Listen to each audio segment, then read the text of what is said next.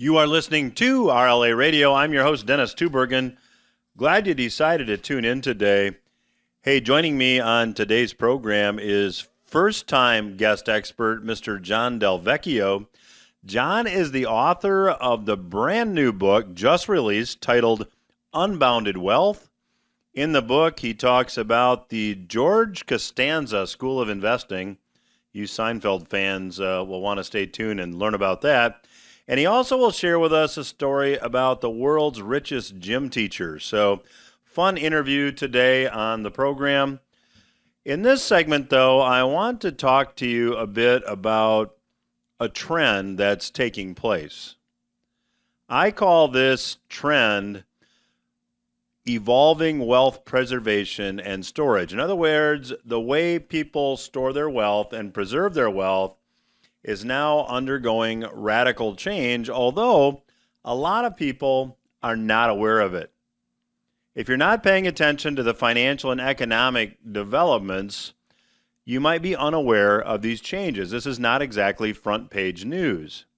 However, if you choose to be a serious observer of these developments, you can see that fiat currencies are weakening and alternate wealth management strategies are quietly becoming a lot more mainstream. Now, what's driving this change? And I'll talk on today's program about the changes, about how you might be able to position yourself to take advantage of these changes. But the driving force behind these changes is wildly evolving monetary policies.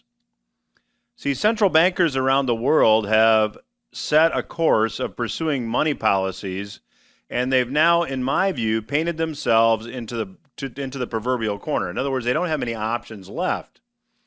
So if you've been focused on the impeachment trial and coronavirus, you probably haven't been aware of some of the developments that we've seen take place just recently.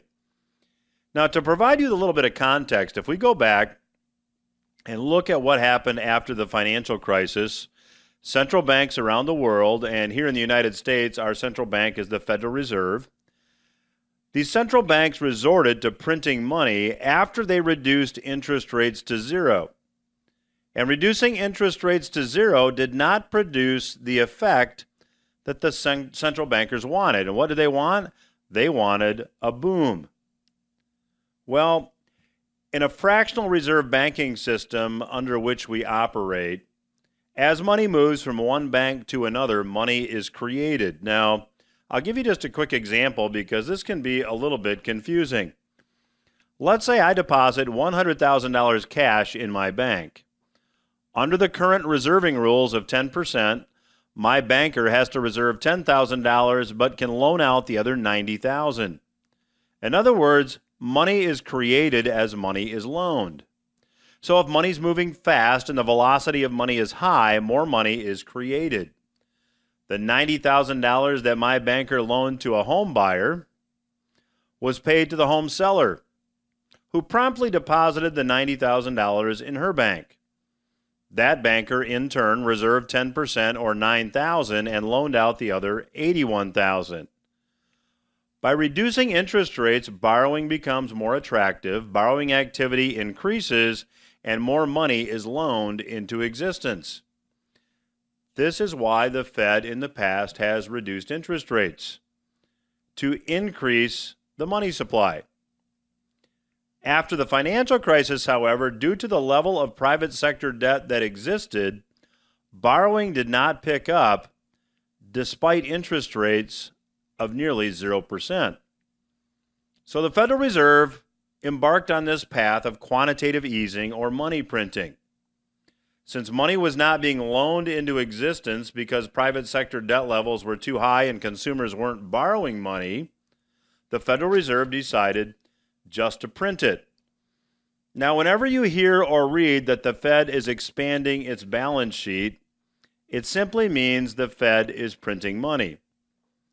Now, there was a Reuters article published this past week, and it used this term, expanding the balance sheet. But again, when you hear that, think the Fed is printing money. And this money printing, at least initially, creates the illusion of prosperity, and this Reuters article points this out. I'll give you just a bit from the article, and then I'll comment. The Federal Reserve is expanding its balance sheet again at a pace not seen since the quantitative easing heyday in the early 2010s. Expanding the balance sheet, again, just means creating money.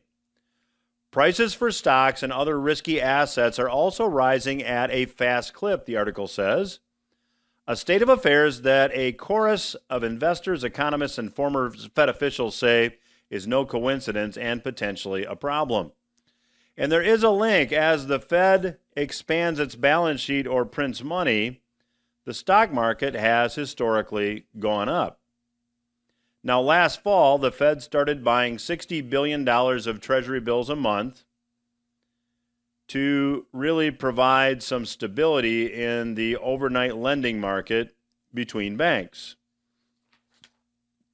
Now, the S&P 500, since this started, is up more than 10% since October. Now, as the Fed, at least the Fed says they will start to turn off the tap, they'll quit expanding their balance sheet, they'll quit printing money, what will happen? Well, Peter Bukvar, who is Chief Investment Officer with Bleakley Advisory Group, offered his opinion in the Reuters article. He said, the risk is what happens when the Fed stops increasing their balance sheet. What will stocks do when the liquidity spigot stops? We'll have to see. Well, in the wake of the financial crisis I mentioned earlier, the Fed had its balance sheet expand to $4.5 trillion at its peak. There were 3 different operations known as quantitative easing, or QE. Now keep in mind, when the Fed again expands its balance sheet, it is printing money. Now, Fed Chair Powell, Jerome Powell, who is chair of the Fed, and other policymakers have asserted that their latest balance sheet expansion is a technical adjustment and not stimulus. It is a technical adjustment and not stimulus. Call it what you want. If you're creating money, it's creating money. You can put perfume on a pig, but it's still a pig. Mr. Powell said this, our Treasury bill purchases, and where does the Fed get the money to buy these Treasury bills? It creates it right out of thin air. Mr. Powell said our Treasury bill purchases should not be confused with the large-scale asset purchase programs that we deployed after the financial crisis. Well, a lot of pundits and market watchers are not buying it. Count me among them. Several have dubbed it QE Light. Danielle DiMartino Booth, founder of Quill Intelligence and former advisor to former Dallas Fed President Richard Fisher, said this, you can debate it all you want, but as long as the flows are increasing the size of the balance sheet, stocks are going to rise in price. Now, I did some research. The S&P rose about 37% during both QE1 and QE3, and by about 10% under QE2. Since the Fed has recently engaged in this technical adjustment, as Mr. Powell wants us to call it, essentially printing money, stocks, as measured by the S&P 500, have gained 11%. Now, when the Fed prints, it has to go somewhere, and it typically goes, the money has to go somewhere, I should say, and it typically goes into stocks and other speculative type assets.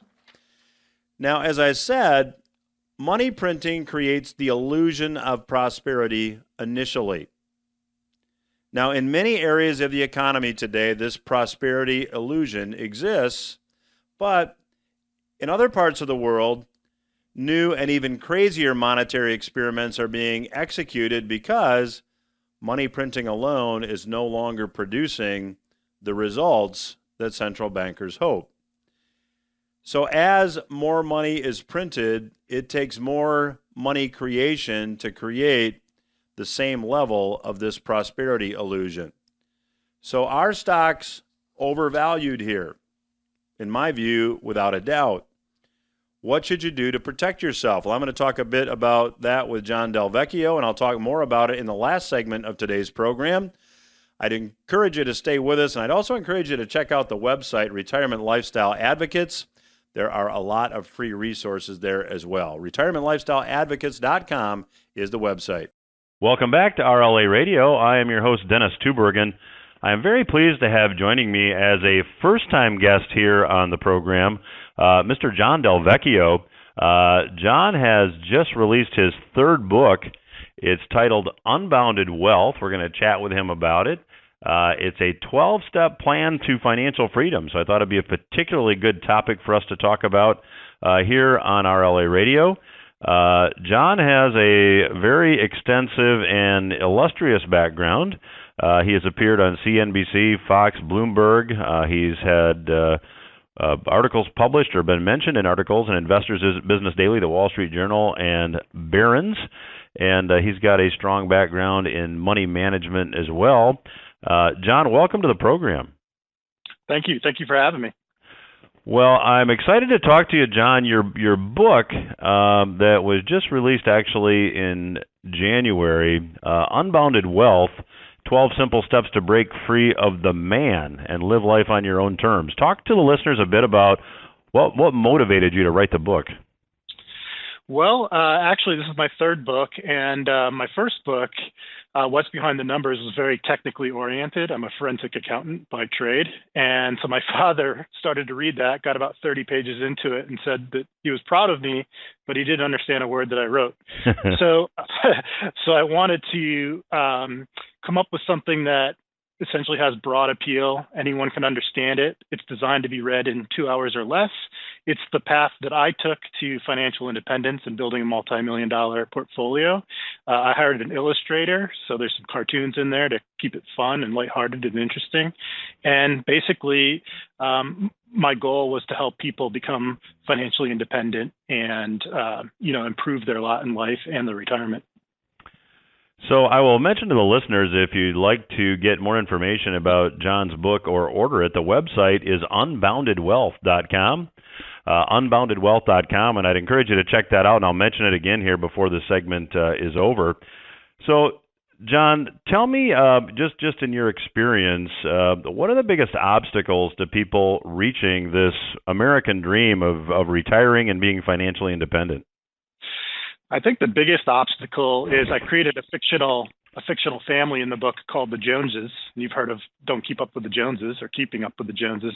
Problem with Keeping Up with the Joneses is the Joneses are broke. So they have this facade. They live in a McMansion. They have 2 gas-guzzling cars, special golf clubs that correct their slice, all the good stuff, the gadgets in life.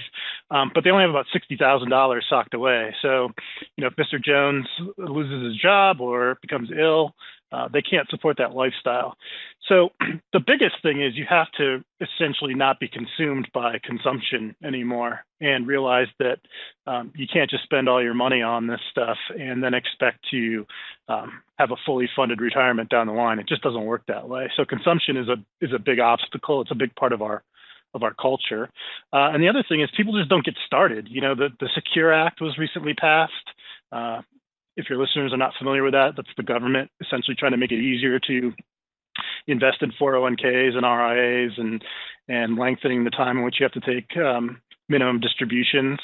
But only about half the people that even have access to that now anyways even invest in a 401k. So people just don't even get started on the right path to begin with. And that's what I'm really trying to get them to wake up and realize that if they do that, they can be so much better off than they are today. And John, I think it's 71% of the U.S. economy is based on consumer spending, and there is a lot of spending out there. I don't know what percentage, but I would dare to venture a big chunk that is debt-fueled consumption. People putting money on credit cards. Credit card debt is at an all-time high. We've got auto debt that's high. Subprime auto debt is at an all-time high. Mortgage debt's creeping back up there. So when you start talking about one of the biggest problems is consumption, I'd like your take on the debt issue, and it sounds to me like you might be talking about a budget. Does that word come up anywhere in your book? Yeah, so it's not so much a budget because I think a budget. I don't personally have a budget. What I do is I review my spending and seeing where the money is going. So 25% of families that make over $150,000 or more a year live paycheck to paycheck. That's just insane. That's an astounding statistic, isn't it? Yeah, it's brutal. And we're not talking about just, living in San Francisco or New York City. So people are just living paycheck to paycheck when they have significant income that they should be saving. If you guessed by my last name, I'm Del Vecchio. I'm Italian, so I like to pay cash for just about everything. Definitely, I have a credit card. I've had one since I was 18. I've never paid a dime of interest. You don't get rich paying somebody else 18% a year interest, buying stuff that you can't afford that you don't even need anyways. That's just not how you get ahead. Credit card is a valuable tool, obviously, for getting an airline ticket or booking a hotel room or a rental car, but it's not a piggy bank where you should just go in there and rate it and pay massive amounts of interest for stuff that you don't need. If you're paying for something with a credit card, you really need to sit down and figure out, do I really need this? How's it going to impact my life in a beneficial way? And truly, what is it going to cost me to buy this thing, whatever that happens to be? So there's a lot of people that accumulate, and the people that do accumulate money seem to accumulate all their money in a retirement account, like an IRA or a 401k or a 403b, whatever type of plan they might be eligible for. To what extent are you a fan of using retirement accounts moving ahead? And to go back and comment on the Secure Act, we did a program on the Secure Act a week ago and talked about some of the good. And then, of course, on the back end, the stretch out IRA goes away. So with a lot of the changes happening to retirement accounts, what's your opinion? Is that where people should start? Yes, absolutely. I'm a big fan of retirement accounts. I've owned my own business since 2010. And I have not only a 401k, but I have a defined benefit pension plan myself. And it's extremely complex. You do actually have to hire an actuary to figure it out. And so I have, people that I've hired that handle that and deal with the Department of Labor and the IRS. So I'm a big fan of socking huge amounts of money away, deferring taxes on that for as long as I possibly can.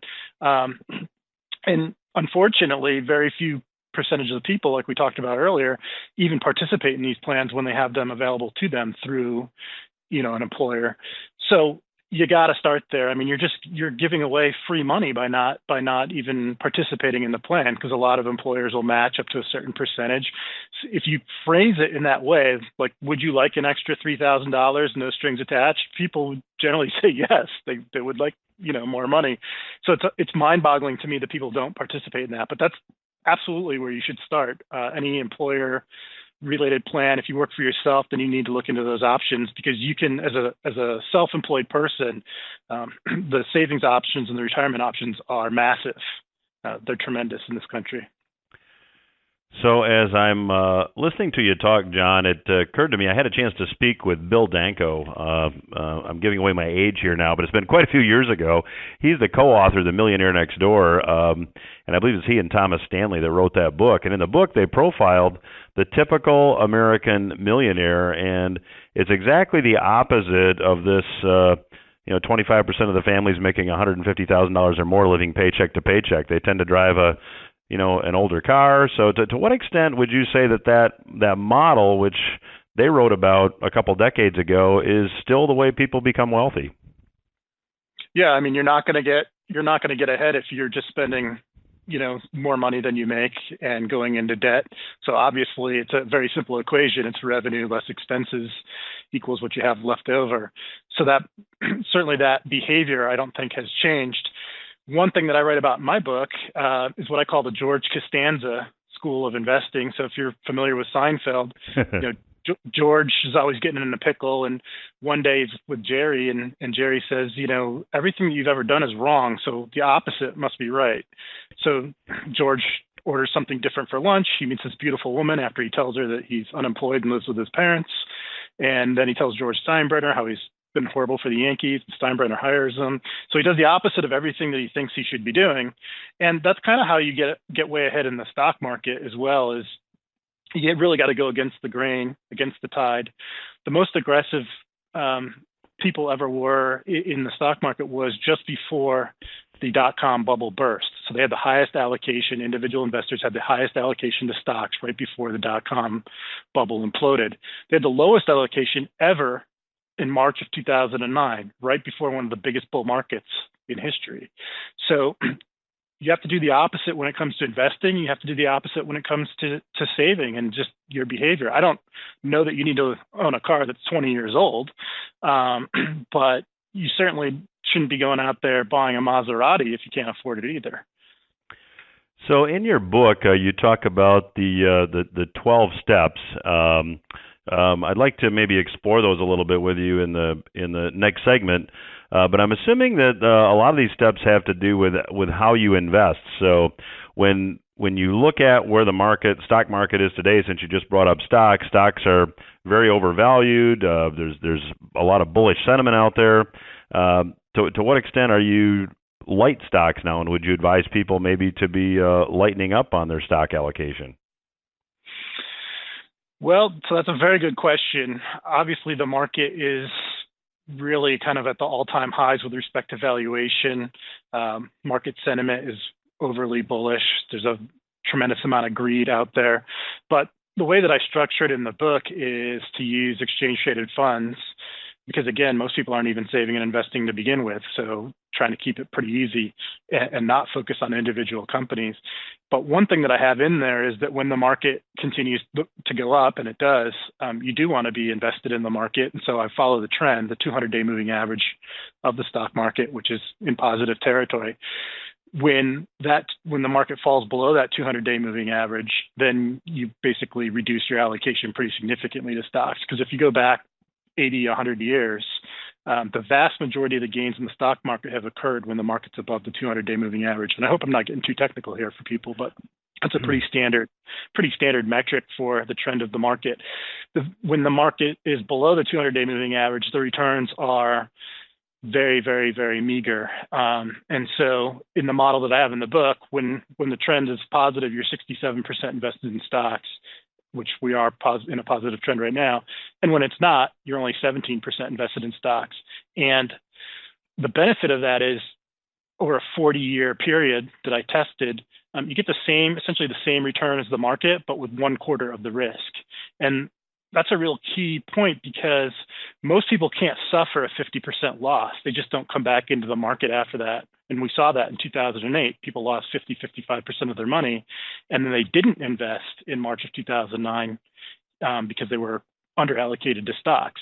So I have a little mechanism in there that allows you to be pretty fully invested when the market is in a strong uptrend and to be sitting on the sidelines when it's not. And I find that most people can suffer a 13% loss, and therefore they're more likely to get back in to the market when the signal goes the other way, but they can't suffer a 55% loss. Yeah, drawdown, certainly, we talk about that here on the program periodically, and big drawdown requires a subsequent gain that is significantly higher on a percentage basis just to get back to even. So, our time is up in this segment. I'd encourage the listeners, if you're just joining us, to check out John Del Vecchio's book at the website unboundedwealth.com. The good news is that John will be with us for another segment, and we'll continue our conversation with him when RLA Radio returns. Stay with us. I'm Dennis Tubbergen. You are listening to RLA Radio, and I have the pleasure of chatting today with Mr. John Del Vecchio. John is the author of Unbounded Wealth. It is his third book. Unbounded Wealth contains 12 steps that you can follow to get financial freedom, break free from the man, and live life on your own terms. And you can get more information on the book at unboundedwealth.com. So, John, a lot of what we're talking about here and reaching a level of financial independence and having the freedom to live life on your own terms, that really looks different for everyone. So talk a little bit about how someone might figure out what their ultimate target looks like and how they go about setting goals to help them get there. Yeah, so I find goal setting to be very, very important. Lao Tzu said a journey of 1,000 miles starts with a single step. And the problem with retirement is we tend to think that it's so far off that we don't need to worry about it. It's 30 years away, or it's 40 years away, or 20 years away. But those 20 years, 30 years, they come by pretty quickly. As I get older, the years seem to go by faster and faster. So you have to start with where you are today and make small incremental steps to ultimately get to where you want to be 20, 30, 40 years from now. And one important point of goal setting is that it needs to be consistent with the people around you. So if you're looking to save an extra $100 a week and figure out how to do that, you can't have your spouse going to the casino and betting $500 a night on the craps table, right? It's just not consistent with what you're trying to accomplish and the buy-in that you're trying to get from the rest of your family. So I start out, really in small steps. Today I have daily goals, I have weekly goals, monthly goals, and then I have long-term goals as well. And I'm trying to get to that long-term. Ultimately, whatever that happens to be, it's different for everyone. But I get there by accomplishing those goals in the interim, those short, simple steps. And then it's not very overwhelming, because if you say, well, 30 years from now, I need $8 million to retire, that's just pretty overwhelming. Like, how are you going to get there? But if I say today, I'm just going to try to save an extra $100, it's a much easier thing to digest. And John, do you find that there's a lot of success coaches out there that will say, start with a goal that you can reach, and then build from there, because success breeds success. Is that your experience? Absolutely. So confidence is an important, factor in achieving anything. You need to have the confidence to do that. So as you are able to accomplish those small goals on a daily or weekly basis or monthly basis, it builds the confidence that you can achieve ultimately where you're trying to get to 20, 30, 40 years from now. So I couldn't agree with that more. Well, John, as we were chatting a bit and talking about your book and some of the chapters, you have a chapter that is titled The World's Richest Gym Teacher, which certainly evokes some questions, and I'm sure the listeners are wondering, what's this about, and how did the world's richest gym teacher become rich? Because that's not a high-paying profession. Explain what's in the chapter. Right. So that's based off my cousin, Nicky. Nicky is a physical education teacher, and he's 27 years old. So someday he'll probably be the world's richest gym teacher. He might not be right now, but he's well on his way. And the great thing about Nicky is at 27, he's following all these steps that I lay out in the book, and he's doing a great job and building his net worth pretty considerably. With what you just pointed out, it's not the highest paying profession out there. So one point is, you don't need to make hundreds of thousands of dollars to save and invest and ultimately, retire comfortably. The other thing is, Warren Buffett has said that you are your greatest asset, and an investment in you is the best thing that you can make.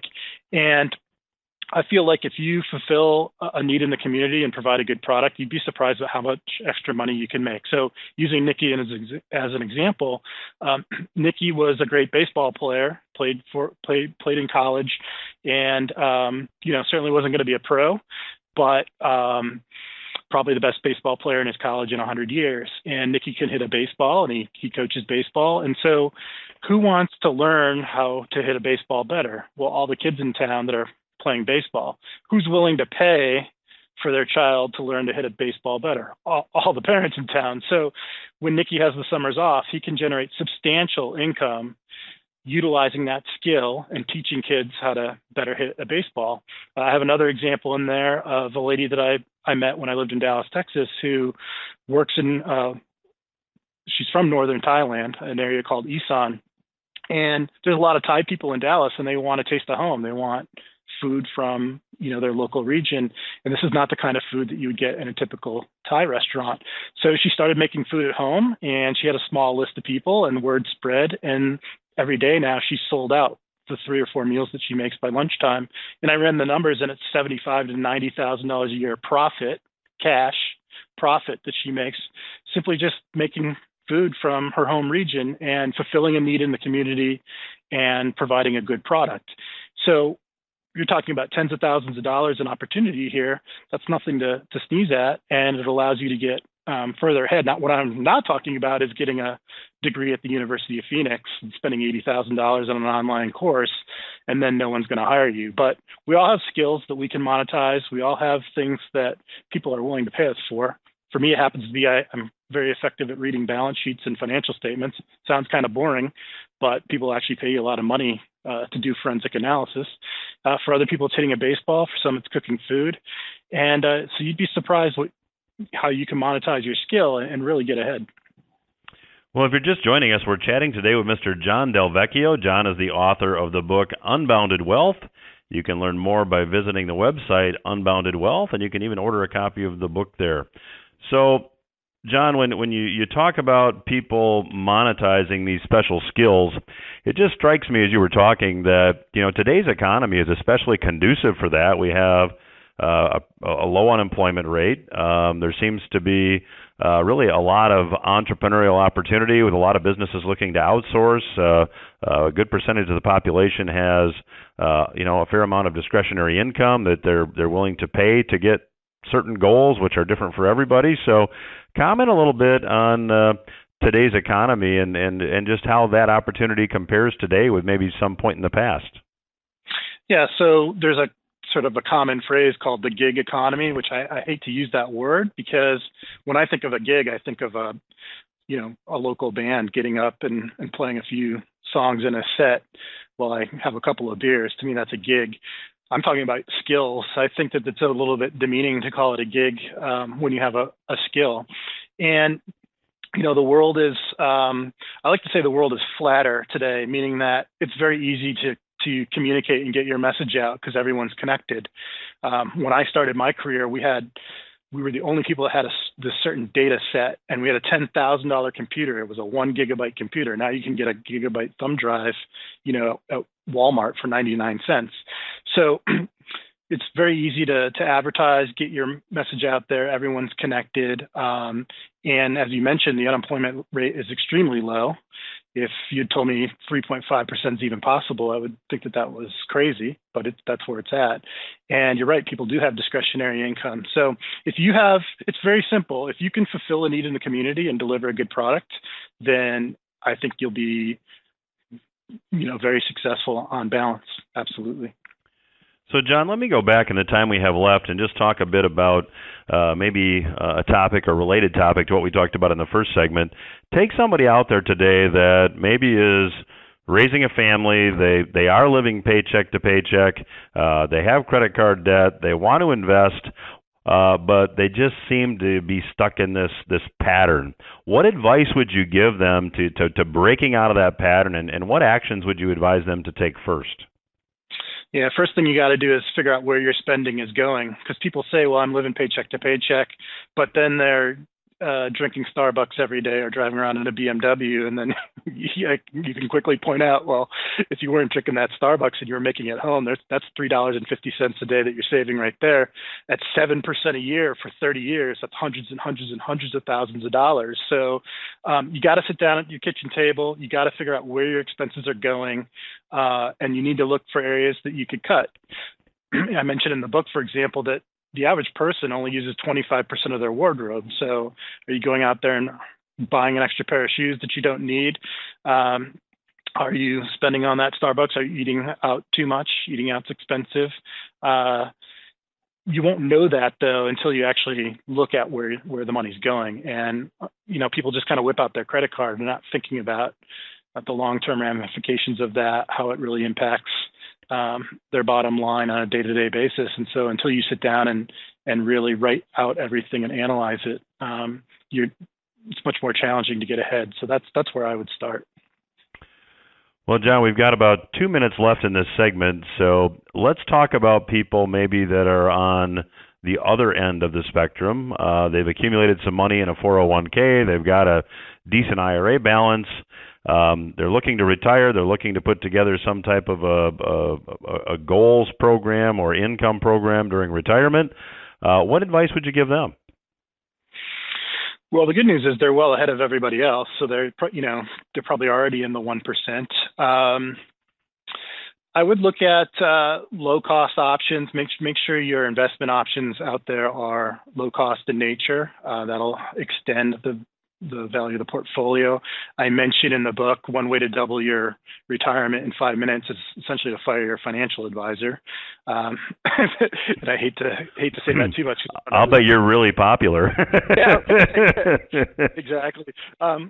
So I have a cousin. She's 62. She's looking to retire. She has probably a multi-million-dollar portfolio, a couple $1 million, owns her house, and that's really kind of the advice that I gave her was she needs to look at the cost of the funds that she's invested in is a good place to start. You can argue about annuities and things like that. Some of them tend to be higher cost than others. It's worked out well for my mother and my father. Annuities have, but that's where I would start. Look at the cost of the investments in your portfolio. That's a real good place to cut some dead wood.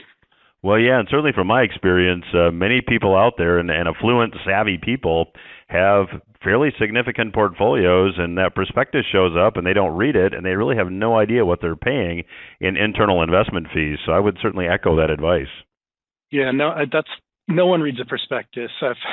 I've been through a few votes myself over the years, and it's hard to get people to even look at that stuff. And so there's a lot of fat in there, and all of the brokers these days, the Schwabs and the Vanguards and the Fidelities are falling over themselves to lower fees, and there's no commissions now on a lot of ETF trades and things like that. And it's never been a better time to be an investor from the perspective of a lot of options that are out there, and the costs continue to go down. So if you've already got a lot of money, that's where you need to be focused on is what are the costs, what's it costing you to maintain that portfolio. Well, that's a great place to leave it. Our guest today has been Mr. John Del Vecchio. John's book is Unbounded Wealth. If you're just joining us and you didn't catch the website, it's real simple, unboundedwealth.com. The website, again, is unboundedwealth.com, where you can get more information about John's book and order it. John, enjoyed the interview today very much. Would love to have you back down the road. Thank you for joining us. Thank you very much for having me. We'll be back after these words.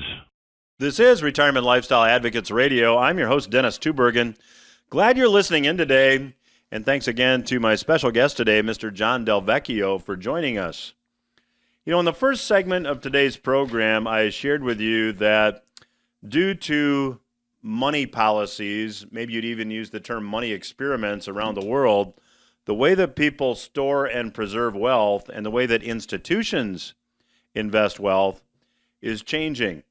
And I talked about the very apparent and obvious link between the Fed expanding its balance sheet, which simply means the Fed is printing money, and stocks going up. In fact, during QE1 and QE3, as I mentioned, the S&P 500 went up about 37% each time, went up 10% under QE2, and it's gained 11% since the Fed has once again been engaging in QE light, although they don't want us to call it that, since fall of this year. Now, as I mentioned at the end of the first segment, in a lot of parts of the world, just quantitative easing or money printing is not enough. Much of the world now has bonds yielding negative yields. So a negative yielding bond pays a negative rate of interest, which means you get back less than you invested at maturity. How crazy is that? This is known as NIRP, or negative interest rate policy. It's happening now all around the world, and it's changing the dynamics of wealth storage and preservation and growth. Now, I'm going to give you a bit from an article that I found on Zero Hedge. In an era of negative interest rate policies, cashless societies like Sweden are at a clear disadvantage. When banks are charging wealthy customers additional fees for storing their cash on deposit, the option to transition a chunk of one's fortune to cash suddenly makes sense. And by cash, we mean cash in hand. Here we'd call it greenbacks.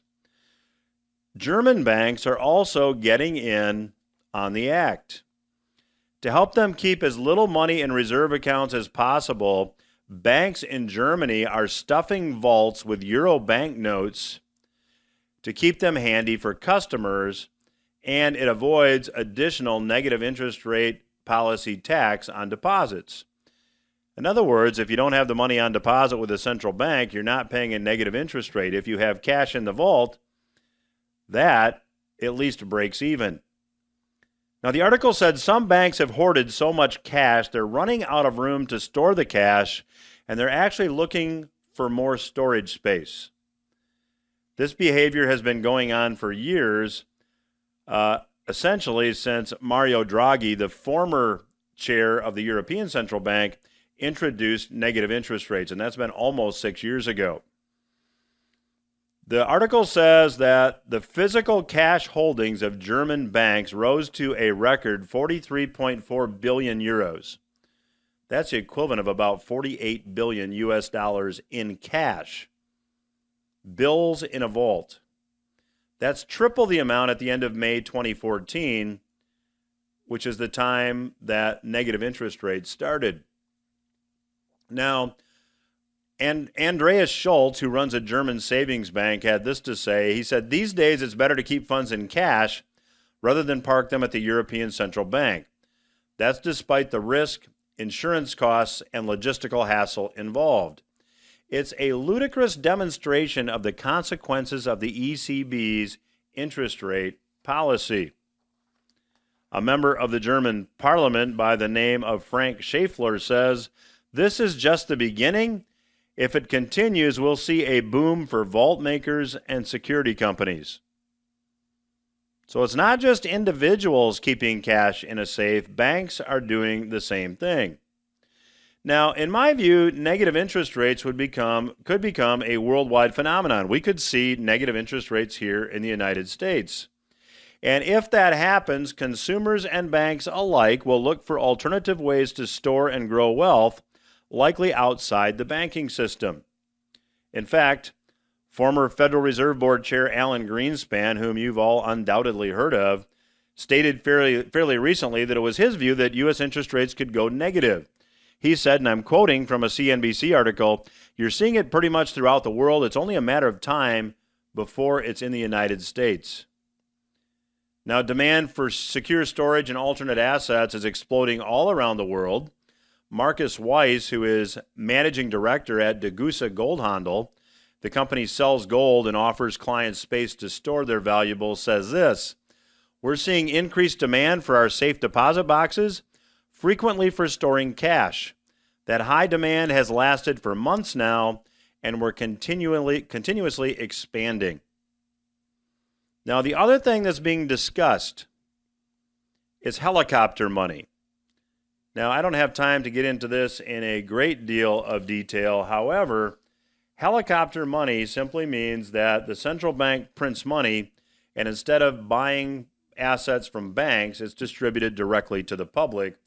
That would certainly lead to a massive amount of inflation. And as we are recording this, middle-class tax cuts that would be advanced are already being discussed. So helicopter money may actually indeed be on the way. And what that means is the way wealth is stored will continue to evolve. My point in talking about this today is simply this. When doing your planning for 2020, you want to think about this, and I would encourage you to think about being ahead of the curve. You see, waiting until a trend is obvious is sometimes too late. So what should you do? Well, I would encourage you to think tangible with some of your assets, not all of your assets, but some of your assets. As money is printed, tangible assets tend to be a good store of value. We've got some resources you can check out at retirementlifestyleadvocates.com. You can subscribe to our weekly newsletter there, Portfolio Watch, which is delivered via email every Monday night at 5. Also, all the podcasts, the podcast version of this program are posted there every Monday night at 5. And I'd also encourage you to check out one of our educational events. We've got a couple of educational events coming up this month. We talk about the Secure Act. We talk about these trends. We talk about maximizing Social Security. You can go to socialsecuritydinner.com and register for that event or get more information. That is at socialsecuritydinner.com. Hey, glad you listened today. Hope you'll be back again next week. I will be. Have a great week.